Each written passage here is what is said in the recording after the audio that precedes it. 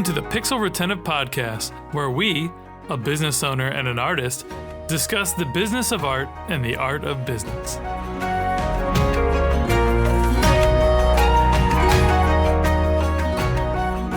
Hey friends, I'm Carl, founder of Epic Made, and I'm the host of the Pixel Retentive Podcast, where we share our thoughts on creativity, art, and business. Past guests include Jared Beasley of Astoria, Carrie Ann King of Illuminate Labs, and Fadi Bolos of Supportful. I'm forever grateful for the supporters of our podcast, and I'm always looking for more sponsors. That said, Pixel Retentive is brought to you by the creative gurus at Epic Made. Epic Made is a team of strategists and artists who excel in visual storytelling. Our studio crafts unforgettable animations and illustrations that not only captivate your audience, but also drive tangible business results. We specialize in engaging imaginative, pop culture savvy audiences with beloved clients like Nickelodeon, WWE, and Sci-Fi. Visit getepicmade.com and let's collaborate on your next creative campaign. All right, with us today, we have Maria Lobanova. Maria is the CEO and founder of Interstellar Digital PR and marketing agency. She is a contributor to several media outlets, including Bitcoin Magazine, Hacker Noon, and GQ. She has also worked with top projects like Anchor and Kiraverse. On the PR side, she has been in the crypto industry since 2016 and has organized many events, including Crypto Conference 2017 and Gamers' Choice Awards in 2023, just to name a few. She is a speaker at top-tier industry conferences like Crypto Space, NFT NYC, and Miami NFT Week. Welcome to the show. Thank you so much, Carl. Thank you for having me. Appreciate being here. Yeah, of course. Happy to have you. Happy to deep dive into some NFT Web3 stuff. If people know me, they know I'm really into the space. You and I both met at Boston Blockchain just a few weeks ago, which was really exciting. And that's not a huge convention, but there's some really amazing makers in the space and people really moving the needle forward there. So it's definitely a great group of people. And it is growing. It is growing, and we both spoke about NFTs. Actually, you spoke about NFTs 101 or whatever. Yep. NFTs 1.0, and I spoke about NFTs 2.0, like a little bit more advanced with some other folks. But you had like a fire, like, I don't know, keynote speech or whatever. You were the only speaker, so that was very cool. And you really summed it up. Like, I really loved your speech. So.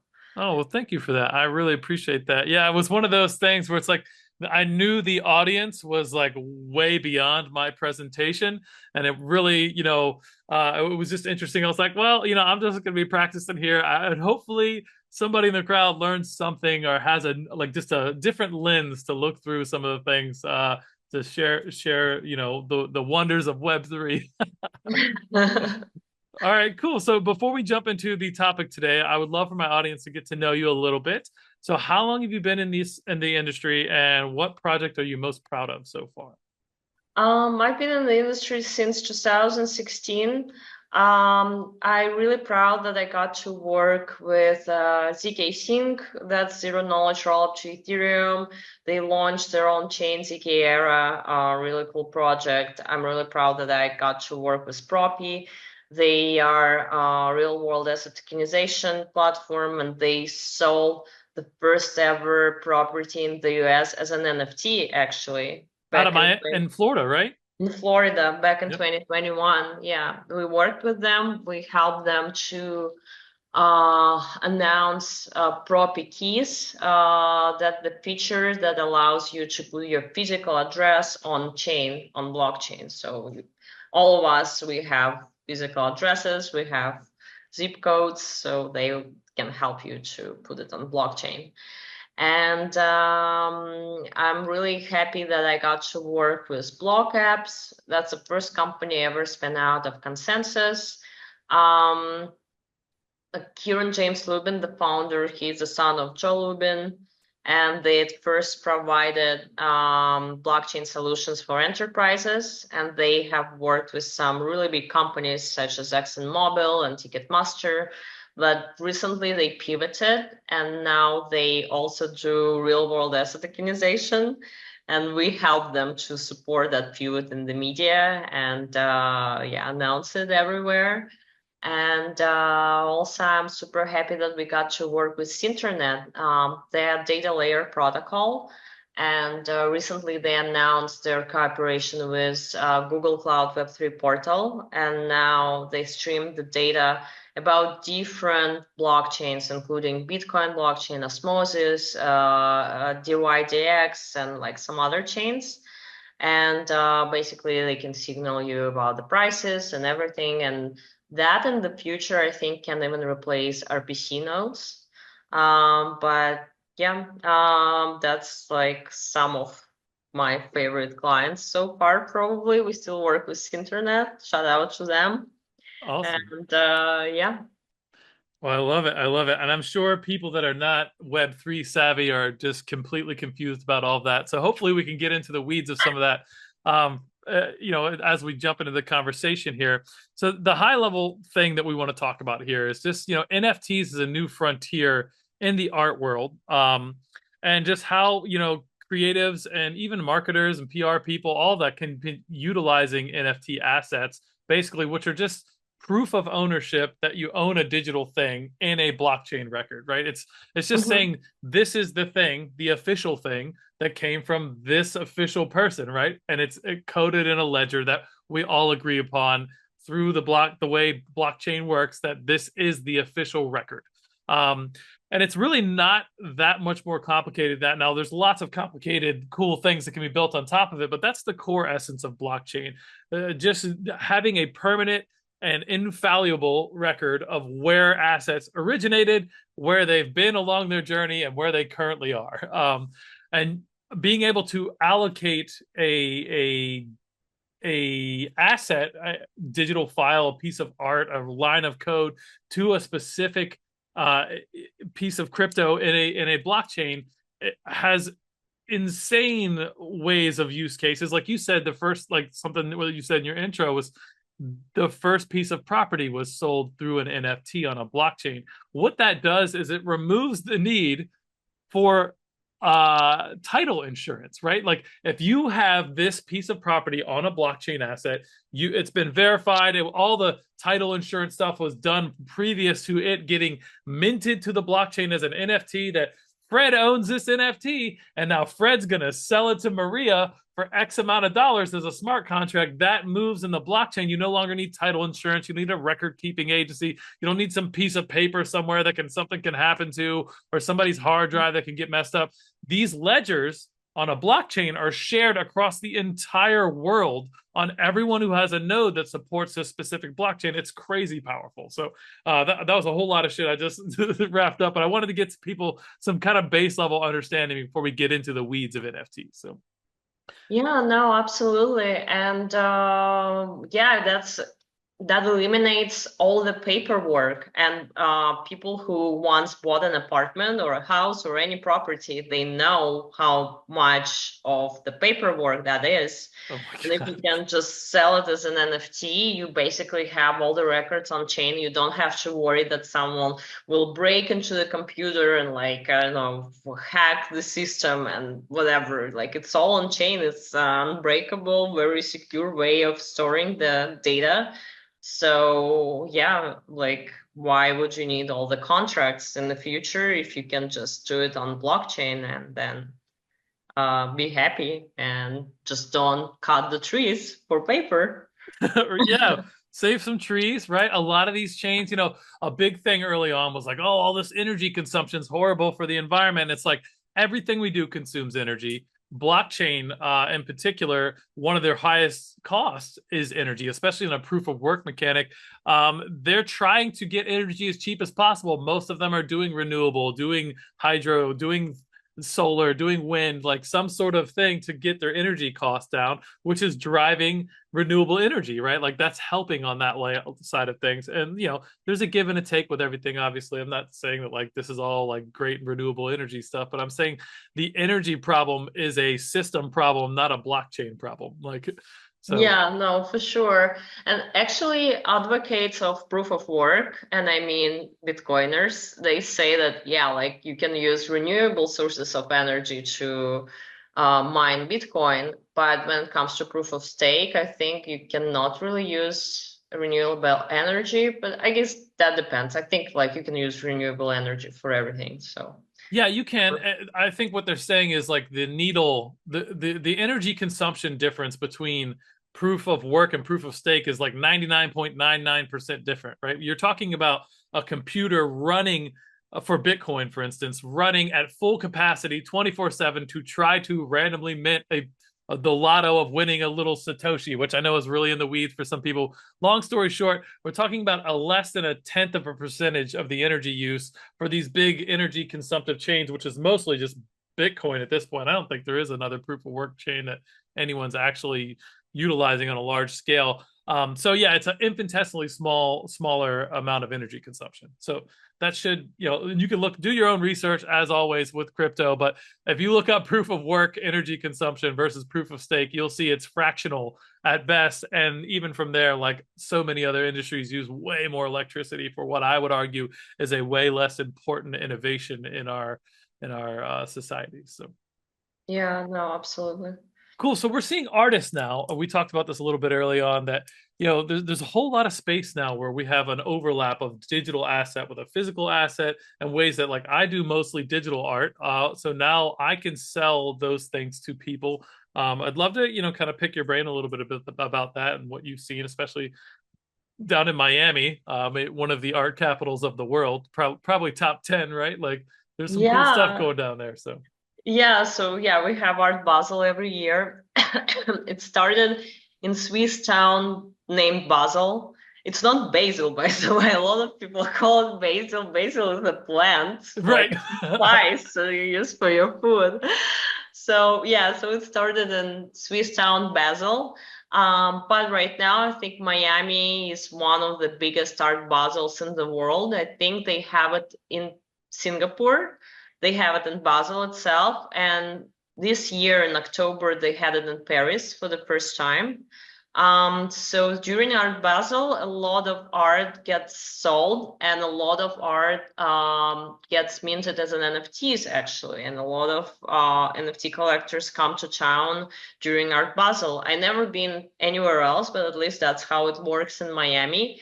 A lot of NFT collectors come and see like what they can buy and what they can choose. And for artists, it's another opportunity to, first of all, sell their art without the middleman, without the gallery, because galleries usually charge 50% of the profits.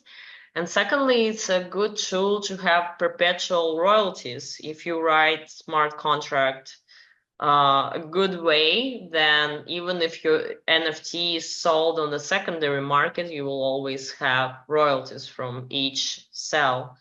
So yeah, I think for artists, NFTs are like very cool opportunity.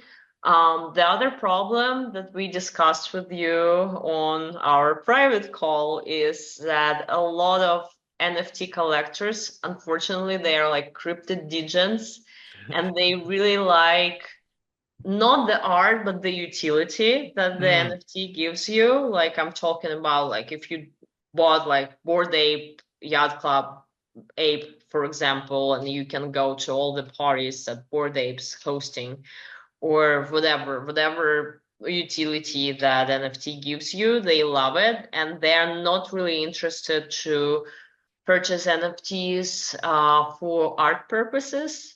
Unfortunately, unless it's some like really well-known artist like Damien Hirst, for example, then maybe. But even if it's Damien Hirst, who by the way dropped his NFTs and not once, I think, it's like usually like classic art collectors or like really big NFT collectors who still buy those art pieces. I think other people like the most of NFT collectors, crypto bros, crypto degens, they really like PFPs, they really like utility NFTs, unfortunately. Well, that's my view. What do you think, Carl? I agree. So, just clarifying on some of those things for you, some for people that don't follow all the lingo. Utility means that the NFT unlocks things for you. Meaning, if you have this NFT, you can access a certain website or a certain bit of content or a certain in-person real life party like Bored Apes does. You also said PFPs. Those are profile pictures. So a lot of these are like a sideways view of somebody's face, different creatures. They all have like a similar configuration with different traits, and the traits rarities are more desirable if they're very rare, like a golden ape, fur with a golden ape on a board. If a board ape with golden fur is worth, like, the floor price on those is crazy high. And there was only a few of them minted, which is great. But so that's just some details on that. But absolutely agree with that. The utility, I think, at this phase in the game, all NFTs have to have some sort of utility, right? At the end of the day, like, I don't think we're in a space right now where, unless you have like a blue chip old school NFT from, like, pre, like the NFT boom, like a Bored Ape or a Crypto Punk or crypto, even some of the Crypto Kitties aren't worth much anymore, I don't think. But I mean, the floor price on a Bored Ape, I think, is still 15-20 grand. Like, oh no, like they're not worth anything anymore. I hear people say that all the time, which is crazy to me, because if you minted a Bored Ape for like $100 when it was like, it's still worth 15-20,000. Like, what are we talking about? And for 3 years ago, tell me what asset you bought for $100 at any point in your life that 3 years later, in the bottom of its worst part of its market valuation, it's worth $15,000-$20,000. And I think they're higher than that. But anyway, so I digress. That's my soapbox a little. But yeah, that's what utilities, or royalties, excuse me, is what you mentioned as well. That's what got me into the space, right? The idea that, like, okay, in a traditional art world, I make a piece of art, and let's say a painting, and I sell it to this art dealer who has all these great relationships, and he knows he can sell art. He buys it from me because I'm a tired, desperate artist, and I just happy to sell this for $1,000, even though I put 50, 60, 100 hours into it, right? He goes, oh, cool, yeah, man, yeah, he's doing me a favor, buys my piece of art for $1,000. Now he goes, to his art collector buddies who don't buy art for less than $10,000. So he sells my piece of art for, let's say, $10,000. And look, this isn't typical, but like, this is sort of how the art world works. So these numbers are just arbitrary. But he now makes $9,000 profit, and I only made 1,000, right? And that's the end, right? So in the Web3 space, if you have an NFT associated with your asset, whether it's a digital asset, or you can even connect physical assets with NFTs, and we could talk about that a little bit later. But every time the transfer of sale happens, you can set a royalty rate within that NFT so that you get that percentage. So for instance, in a digital NFT space, the next time that, let's say we had 10% on it, if he sold it, if the secondary the secondary collector sold my piece of art for $10,000, now I would get an automatic 1,000 out of that would transfer into my wallet immediately at the point of sale. That's where the big power and utility comes from, just on a very, the first level for me. And I was like, wow. So I took all of my dad's artwork and like the stuff on the ceilings, and I have like 700 pieces of his. I created digital copies of all of them. I remastered them in some cases where the time had taken its toll. Some of these pieces are 30, 40 years old, 50 years old, right?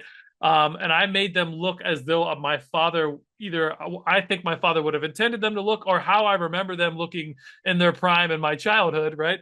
And now minted them to the blockchain in their best version, right? And now those NFTs, as I build value up and build a name for my father, people will buy and sell them, hopefully, as I do my job in making him a known artist. But I can give that wallet that I minted them from to my son and give him the keys, and he can have royalties from my father's artwork, and he can will that, and that can become a family asset, a family heirloom, that wallet that can produce revenue for generations to come from my father being an amazing artist.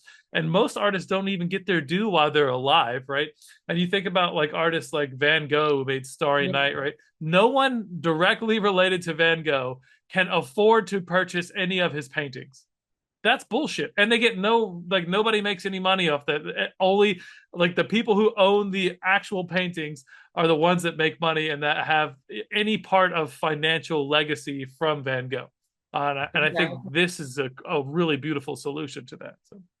Yeah, I absolutely agree. And also being able not to give 50% of the sale to, for example, art gallery. Well, it's good if you found the art dealer that you mentioned, but like, what if you didn't? And what if you went to the gallery and they're like, okay, we will try to exhibit them, but if they get sold, we want 50%. And that's how it works. And maybe if like, I don't know, if you place your NFTs on the marketplace, such as Magic Eden or Rarible or OpenSea, they will charge the commission, but it will not be 50% Yeah, it's ever. like 5, maybe less. I think it's 3 or something. Yeah. Yeah, Yeah. so that's another advantage for artists, I think. Absolutely. And when we're talking about utility, so like early on, there was a lot of pushback from artists where they're just like, "Oh my God, I don't want to do this. It costs thousands of dollars for me to mint all my stuff to the blockchain, and then it doesn't even sell, and I'm already a struggling artist." Like, well, that was back when Ethereum was proof of work. So those minting fees and gas fees, those are all transactional fees on the blockchain, much the same as like a credit card fee when you run your Visa, right? So they're very similar in that. But there's other blockchains now, right? There's Wax blockchain, there's Polygon. I mean, Polygon was around then, but like these things are fractional, like pennies to do these transactions, right? So this shouldn't be cost prohibitive in any way for anyone to mint their art to the blockchain. Yeah, no, even Ethereum gas fees are right now super low. Yep. So yeah, so like go ahead, mint on Ethereum. Like it's fine. It's not proof of work anymore. So And you can do things like anytime someone mints an NFT, you can create a gateway for them to go through with some online tools. And again, if you're listening to this and you want a deeper dive, literally email me, Carl@getepicmade.com. I'm happy to help you. I'm sure Maria is the same thing. We'll always feature a guest contact info at the end. But like we want to onboard people to this space. People in Web3 are always excited to tell people not in Web3 about how awesome Web3 is and how you can get involved. And here's some of my time to help you.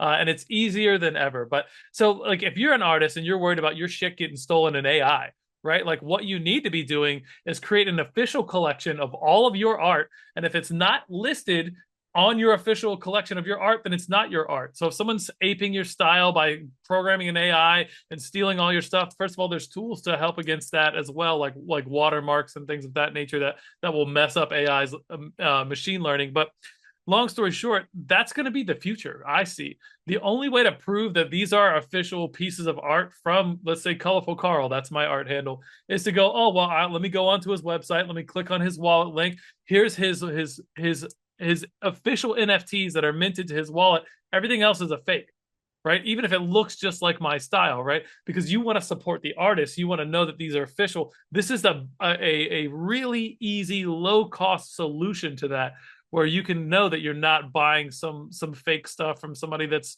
training on machine learning to rip off an artist that you love that's probably already needs the support, right? Like most of us do, right? You know, and so there's a lot of ethical things I think that are going to help us with AI and combating some of the stuff. You know, I saw a guy get someone trained an AI on all of his art, then created an NFT collection for him, pretending to be him, and sold hundreds of thousands of dollars of art in his name as him that was new art that was made to look like his art. And he had nothing to do with it. He ripped off all the guy's clients, you know, or fans. And it was just terrible.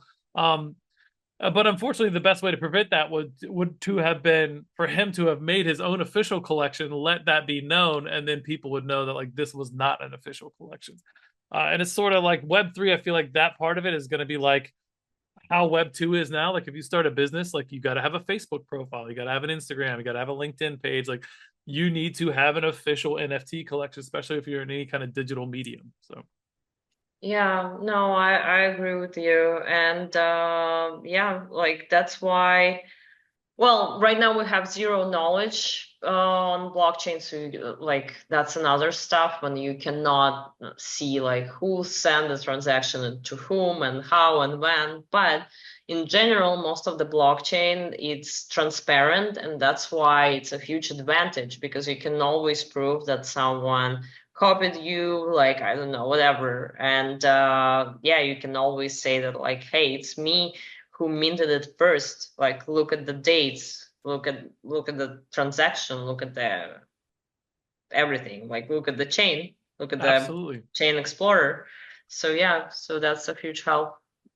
I plan on advocating pretty heavily to the Patent and Trademark Office that there needs to be a space where Web3 comes in to help modernize the current solutions to how we do these things.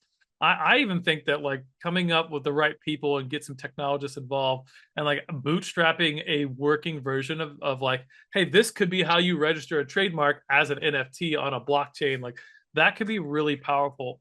And we could do that with a lot of different tools that like, scrub the internet for like, hey, does this image already exist somewhere, right? Because if it does, then you definitely can't, register it here. And I have a lot of ideas about that. I wanted to ask you a little more about the zero knowledge stuff. Like I know that's it's kind of like a different leg in terms of how normal blockchain operates, but do you want to elaborate some more on that? Yeah, no, absolutely. So zero knowledge proof is when you can hide like who sold the transaction, who sent the transaction, the amount that was sent on chain, and who is the receiver. And people started developing zero knowledge thing because in crypto, one of the primary concepts is a privacy. Mm. And of course, it was like cool for a while that blockchain was all transparent and everyone would know everything.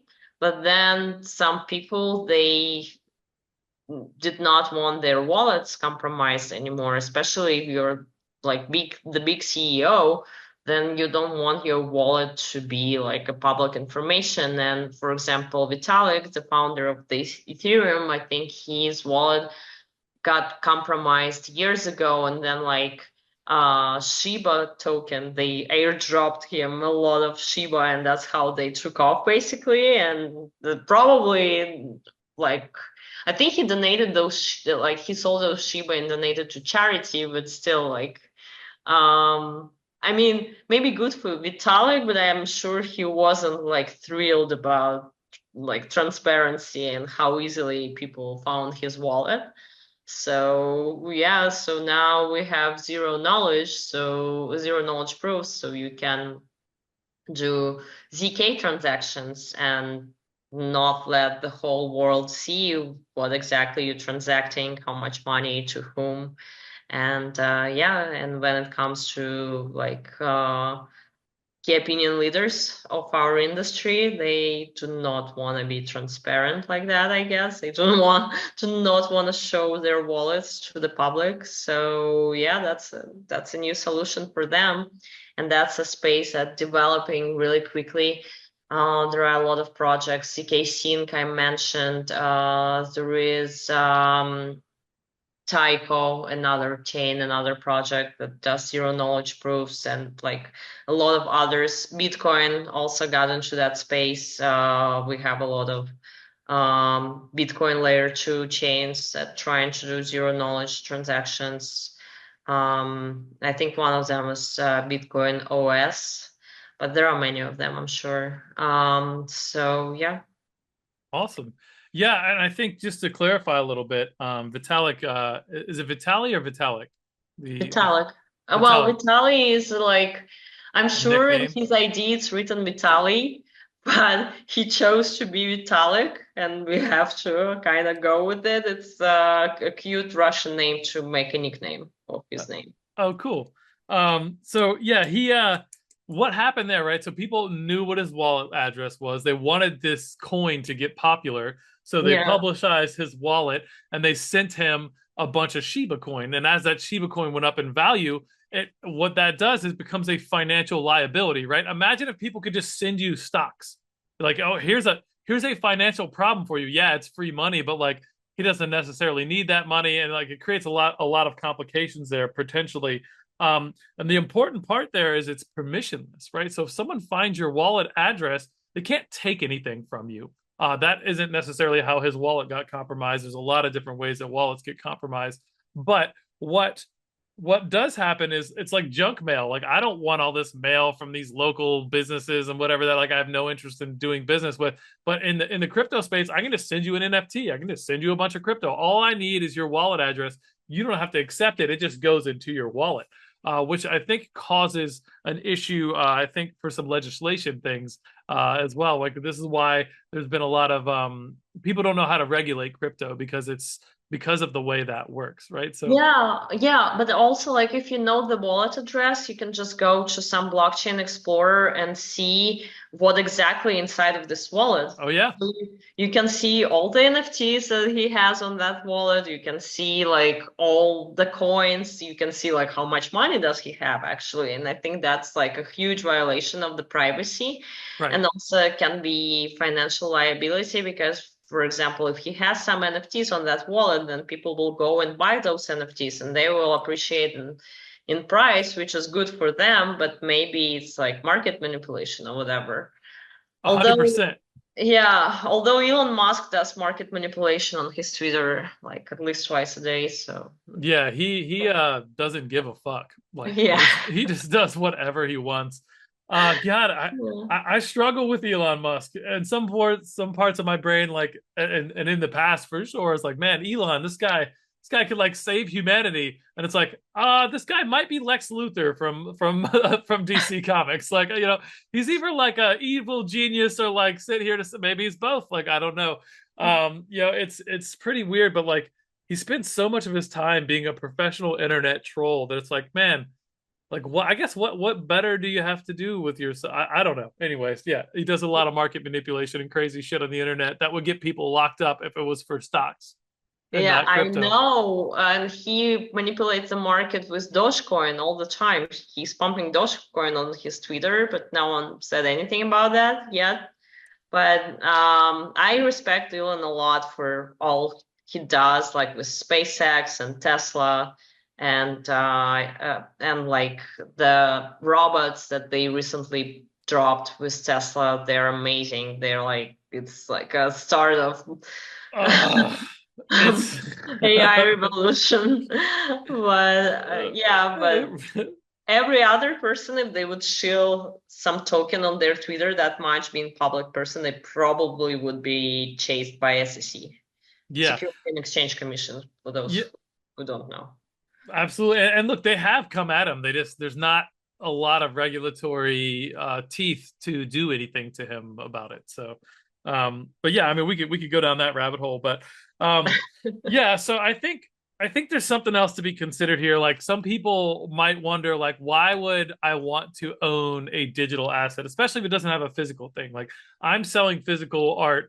I'm selling my digital art that comes with an NFT, but if you buy the NFT, you get the official signed one of one print.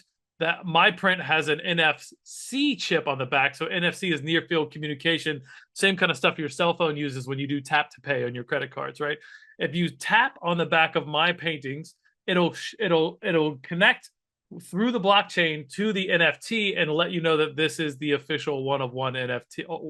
This is the official painting connected to this NFT. So that's like a what we call a phygital asset, right? So that has a digital counterpart to a physical asset. So that's super cool. But let's say I didn't want to do that. Let's say I just wanted to do digital art and have digital art and I didn't want to deal with the physical complications.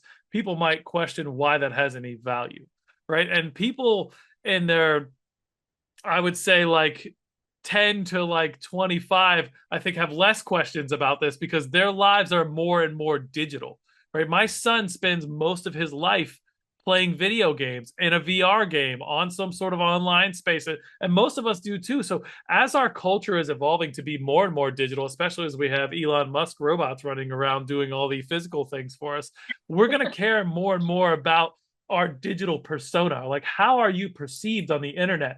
If you're an OG Web3 person and you got into NFTs early on, if I go to your Twitter page and you own a Bored Ape, it's probably your profile picture. If you own a CryptoPunk, it's probably your profile picture, right? These are statements about who we are and what we hold value to and how we want to be perceived on the internet. That's going to become more and more valuable as we see more and more metaverses spin up, more and more places where people are spending their time in a more Ready Player One video game type of world. If you haven't seen that movie, you got to watch it. But that's where our culture's heading. So having a verifiable asset that's validly yours in a digital space says something about you and how you want to be perceived. And that's going to be more and more culturally prevalent in the coming years. Yeah, absolutely. Also, like a lot of people, why do they buy art? To flex it, to host a house party and show all the people they are, how cool they are, that they have original Monet or Jackson Pollock or whatever. And now you can do it online. And some people, unlike Vitalik, would love to show their wallets to the world so people can see how many cool blue chip NFTs they have. And I think that's beautiful. Like you don't have to host parties anymore, and you don't have to, I don't know, get cops at your door at midnight because your neighbors called about the noise. And we and actually for a lot of people who are in general introversive, but they still like to flex, it's a solution. Hey, just buy NFTs online. You can flex your wallet, you can publish it on Twitter. Everybody will see how many blue chip NFTs you have. And yeah, like I think that's great. And it's the digital alternative to an art soiree that you can host at your house, right? Yeah. And people even do these in virtual galleries, virtual spaces, right? Like, let's say you have there's a game called VR Chat where kids are building their own spaces and their own rooms and their own whatever, right? And you come in there and like these are verifiable NFTs you have hanging on your walls of, let's say maybe people start thinking I'm cool and they want a colorful Carl piece of art on their wall. If they own my actual NFT and that's on the wall in their house, that says something pretty cool, right? Like that's a statement in itself. Not to mention, there's also lots of displays now, like these displays and stuff. That's my dad's last painting ever. Actually, that's my most cherished possession. But there's some that are like LED displays that look absolutely beautiful, and you can connect them with your wallet, and then they'll display your NFTs on whatever you decide to put on there, which is also really cool. So it's bringing some of these digital assets into a physical space as well. So I think there's just lots of really cool stuff. We don't even know how people are going to evolve this stuff. So Yeah, absolutely. And also, I think people, for some reason, not all the people, but a lot of people, they think that physical art is more cool or more valuable. But like sometimes it takes as much effort to create digital art than physical art piece. And if you are a digital artist, why not authenticate your art with an NFT? Because when we sell physical art pieces, we have certification. We have like a piece of paper that certifies that it's authentic.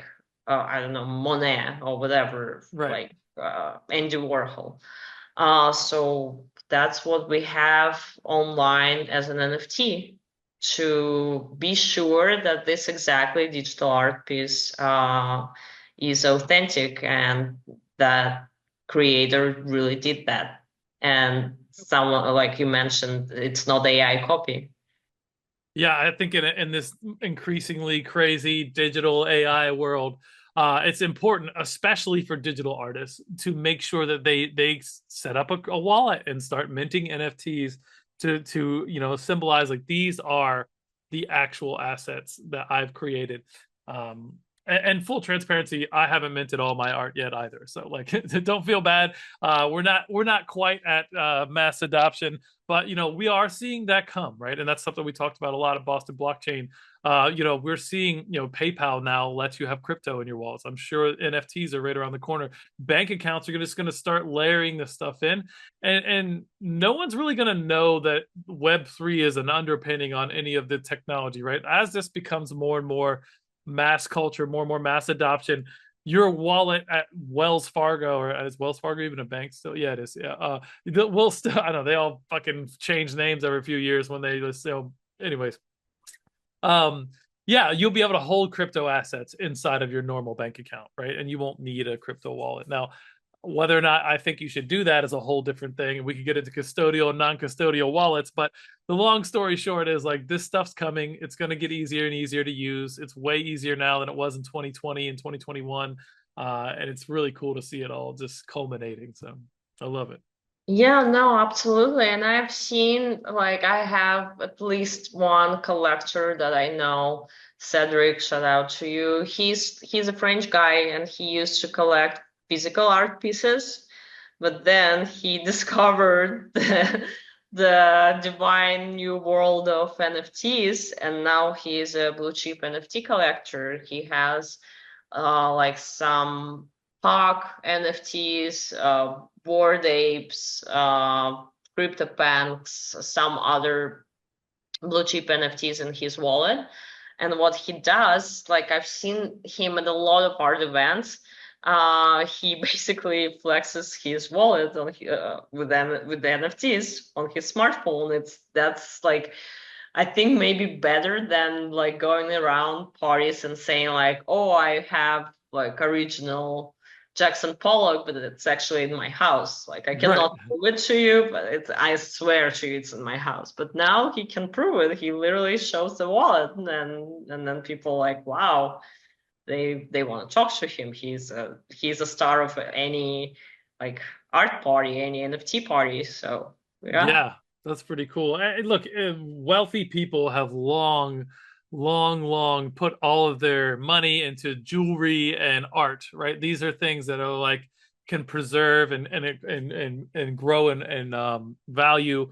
And NFTs are just way easier than like buying a bunch of like a lot of people would buy all these giant art pieces and not even have anywhere to put them, keep them in like specialized art warehouses where they pay like a fee. And as they buy and sell this fine art, that like it never leaves that warehouse and somebody else just has ownership of it now. So it's we're kind of just getting away from some of that sort of stuff, which I think is good, and can offer a lot of value to people. So Yeah, no, I agree with you. And yeah, you don't have to call any art piece at your house. It's all on your smartphone and your computer.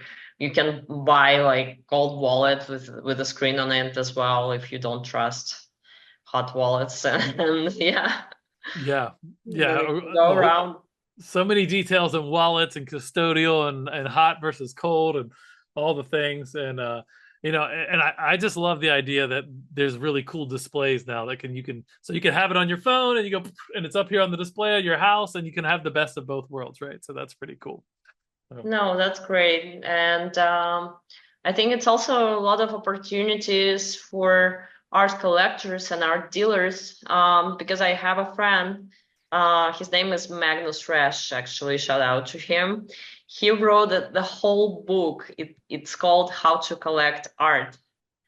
And it's for like people who just start their art journey, and he explains how does it work at like famous art fairs like Art Basel, like how you define if it's this art will be worth anything in years or not, or like which art dealers do you work with, and blah blah blah. It's like the whole science. But with an NFTs, I think it's a little bit easier, and you can study online a lot. You don't have to buy a book. And this guy, he teaches at Yale, so it's like, and he has been an art dealer for years. So like that's awesome. What's his name again? Magnus Resch, Magnus Resch. yeah, What's the book? How to Collect Art. Awesome. I'm gonna read it. Yeah. If anything, just so I can know how to better position all my dad's art and some of my stuff. So Yeah. But yeah, it's like if you really want to collect like old school physical art, you have to know a lot of things. Maybe you should probably hire art dealer, but if you don't have money for that, then yeah, it's like it's a science. But I think NFTs, they're a little easier, don't you think? yeah, for sure. It's not as highbrow, right? There's not it's and there's but well look, it's why it's so much easier because all of the information and the records are right there on the blockchain. You go to OpenSea or whatever, NFT exchange you're into, and you can see like, hey, what's the traded volume on this collection? Oh, it's millions of dollars. That means people like this collection and it has some worth somewhere. Oh, what's the floor price? Well, the lowest anyone's selling one right now is the floor price, right? Oh, and that's this. Oh, well, that's a great investment then if these are 4 years old and the floor price is still $20,000, then like that's pretty amazing, right? So it's easy to get the information. It's all aggregated, right? So versus like I'm going to buy this painting from this guy that I never really heard of that like someone told me you might have sold one for a lot or what. I mean, that could get really abstract very quickly. So I think you get a lot of that removed. I am looking forward to when the art world fully embraces the Web3 and NFT things, right? Like we talked about in our earlier conversation, like the art right now is a little stupid. Like, I mean, some of it's cool and it's interesting and it's a new art form to be told. Like, and it's just so stupid. It's probably not fair, but it's very different. Like, there's a lot of cool pixel art. There's a lot of like we said, profile pictures and stuff. But there isn't like a huge push for like really beautiful fine art that's digital, right? So I am trying to.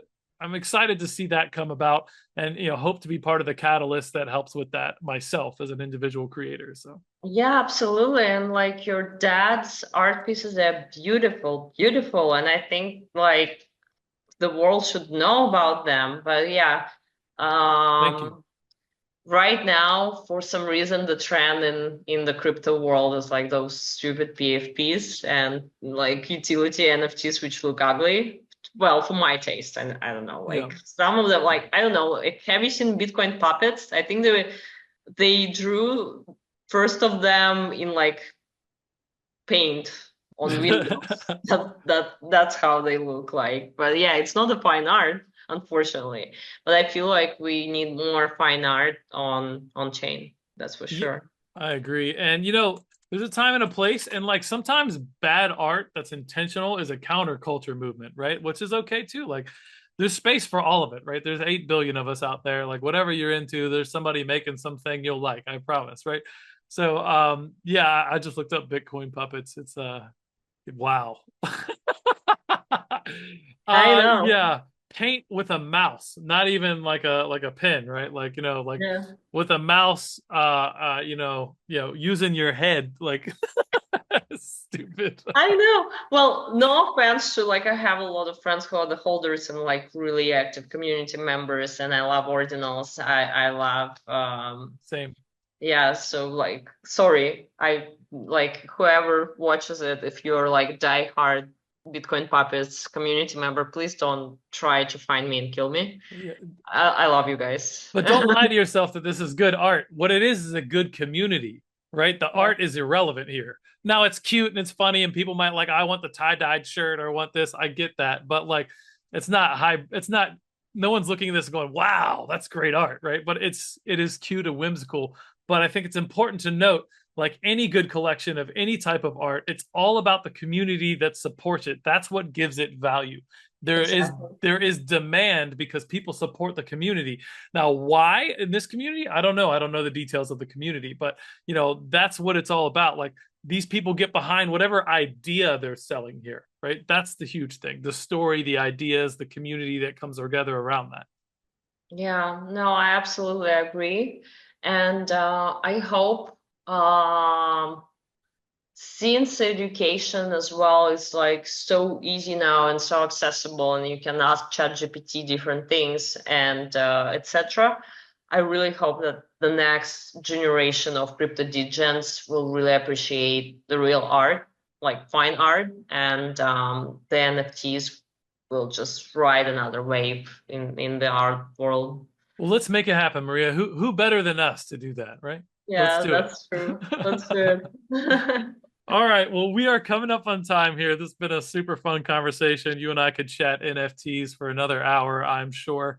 Um, but before I let you go, I wanted to ask one last question of you. Is there anyone or anything in your career that you'd like to shout out to the audience? Maybe a mentor, valuable resource, or a favorite client?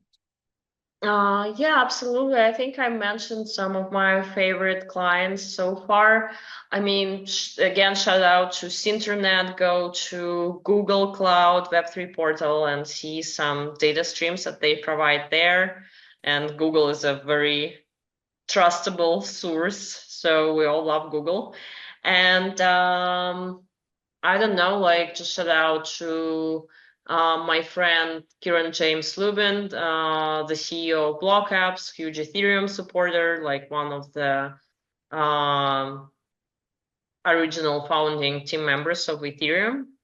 And shout out to my team at Interstellar Digital. They're the best.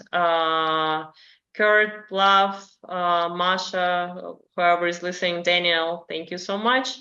I don't know if you ever listen to that, but I hope you will. And yeah, thank you so much, Carl. And shout out to Boston Blockchain Week organizers, and especially Harry. Thank you so much for inviting me. And yeah, without you guys, we would never meet with Carl. Yeah, absolutely. Cubic Labs puts on Boston Blockchain, so thanks again to them. Super cool space there. 2 years running for me. I'll be back next year, I'm sure. So it's exciting space. But all right, so I've been talking with Maria Lobanova. Did I get it? All right. Killing it. Who is the CEO and founder of Interstellar Digital. You can check out her website at interstellardigital.io. But if listeners want to follow up with you directly, where should they go? You can reach me out at ML, so my first and last name, ML at interstellardigital.io. Or you can find me on Twitter, for example, Anariel_KA, Anariel from Lord of the Rings, whatever. Don't mind me, I'm a nerd. Yeah, or the same nickname on Instagram, just without the underscore. It's Anariel_KA. Yeah. Awesome. Love it. All right, Maria. Well, thank you so much for being on the show. And until next time, friends, see you later. See you later. Bye. We really hope you enjoyed the show. Please like and subscribe to join us on our next journey through the world of art and business on the Pixel Retentive Podcast.